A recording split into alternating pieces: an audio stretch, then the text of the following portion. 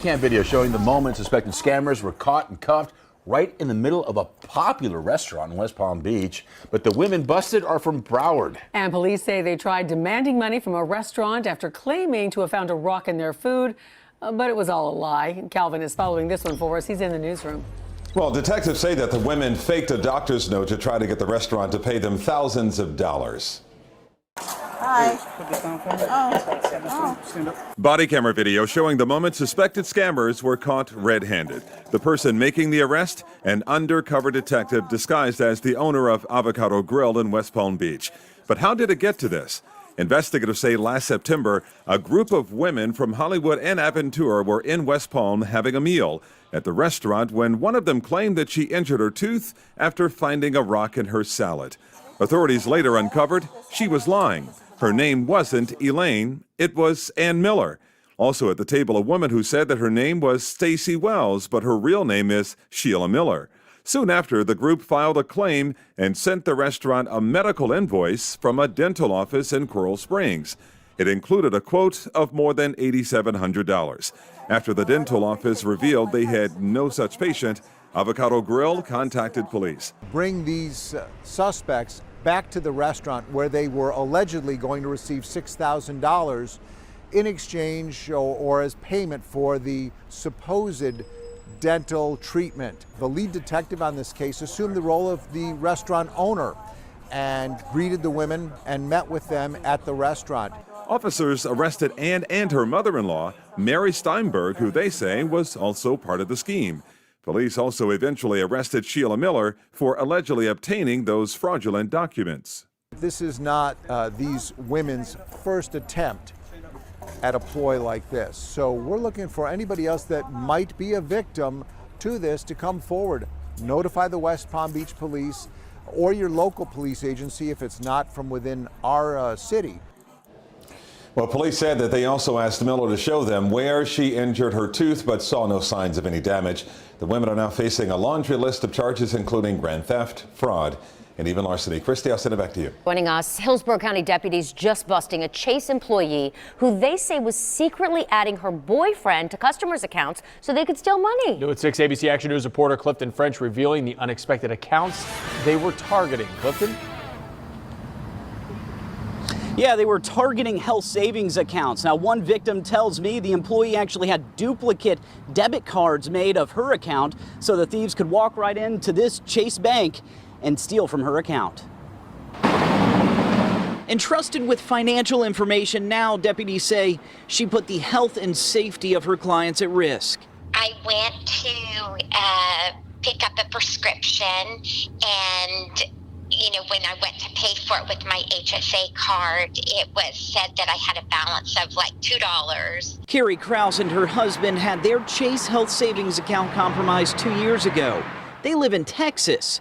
Deputies say 31-year-old Tampa call center employee Dakima Williams stole their information. I assume I must have spoken to her, and that's how she got our Social Security and all of our personal information. Arrest documents say Williams added her 22-year-old boyfriend, Darius Lopez, to the account.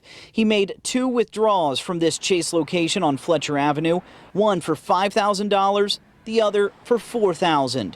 Security cameras capturing his picture.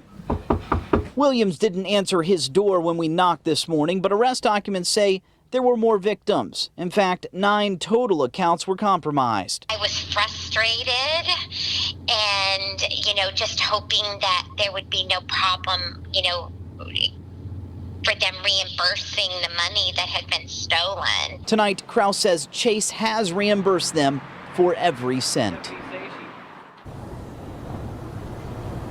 And Chase Bank says they quickly fired that employee, and they've added more security measures to keep anything from this happening again. I also think it's important to note that Chase Bank also recently sold their HSA business. I'm reporting live in Tampa. From 5 Investigates, Boston City Councilor Tanya Fernandez Anderson is seen being arrested by the FBI. The 45-year-old 2-term city councilor for District 7 is facing a 6-count indictment for allegedly receiving cash in a kickback scheme, which involves giving a staff member a large bonus. That supersized bonus came with a hitch.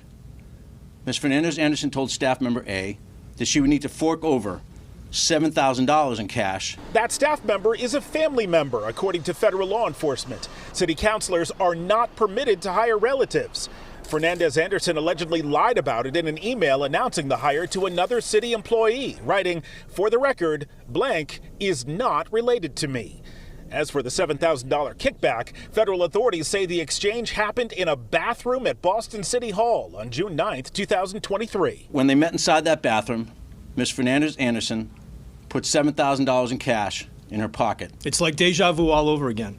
Another Boston City councilor is accused of embracing a culture of cashing in at the expense of the public good. Late Boston City Councilor Chuck Turner, who also represented District 7, served 28 months in prison for accepting a bribe and lying to federal agents.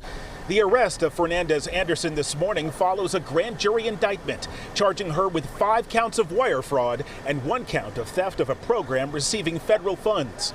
On Wednesday, the counselor said this. I'm not thinking about stepping down. I'm not thinking about any of that. I'm thinking about the work and continuing.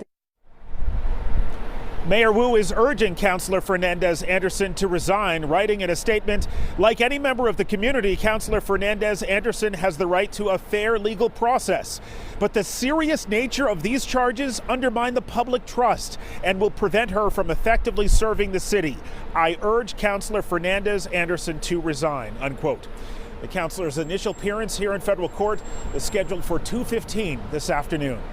Alleged fraudulent car insurance scam targeting used car dealerships and its customers now shut down by the insurance commissioner's office. Yeah, that shutdown happening months after Atlanta News First consumer investigator Better Call Harry broke the story on the alleged scammer who is now behind bars.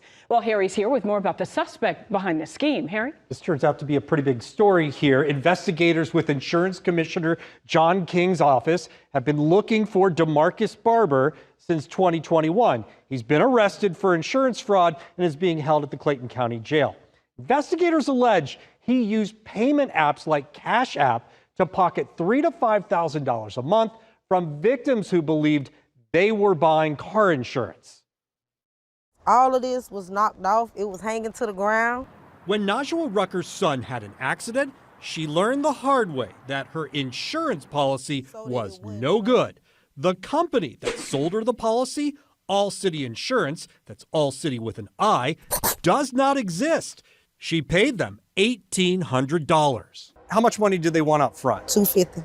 Investigators with Georgia Insurance Commissioner John King's office allege 33-year-old DeMarcus Barber is the Conyers man who sold Najwa Rucker the fake policy. They say he used 2 other company names, Dirt Cheap Insurance and Policy Pro, to steal nearly $200,000. The alleged scheme started in 2021 and spans 7 metro Atlanta counties. Investigators allege Barber did it by convincing used car salesmen to promote his business. Najwa says that's what happened to her when she bought her Nissan Altima at Atlanta's best used cars on Buford Highway. And then he just started to say that I got a company that do insurance, that'll do you a full coverage for $250 if you're interested. Investigators say Atlanta's best used cars got conned, along with 4 other dealerships who came forward after they saw the Atlanta News First investigation. When Miss Rucker came to Atlanta News First for help, and after we contacted Atlanta Best Used Cars, it decided to refund her $1,800.